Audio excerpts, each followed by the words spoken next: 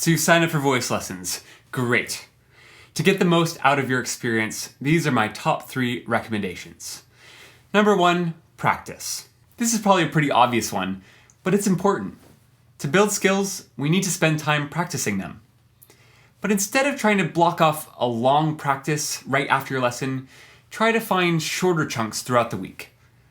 A 10-minute practice session every day, or maybe twice a day, is going to do so much more for you than one long 3-hour practice. Make sure you leave your lesson with clear ideas about what to practice. If possible, record your lesson, or take notes that you can review throughout the week. Number 2, take ownership of the lesson.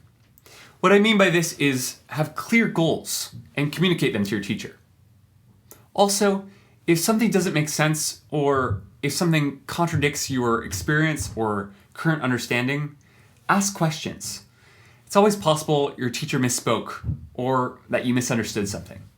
The more the teacher understands about your goals, your experience, and your aesthetic opinions, the more effective they'll be, and the better the outcomes will be for you. And finally, number 3, don't try to sound good in your voice lesson. This is a bit of a confusing one. Why wouldn't you want to sound good in your voice lesson? Well, let me be more clear. It's not that you should never sound good in your voice lesson. It's that if you only sound good, you're probably not being challenged enough. The lesson may still be a valuable experience from a confidence or emotional health perspective, but in order to really grow, we need to stretch our limits.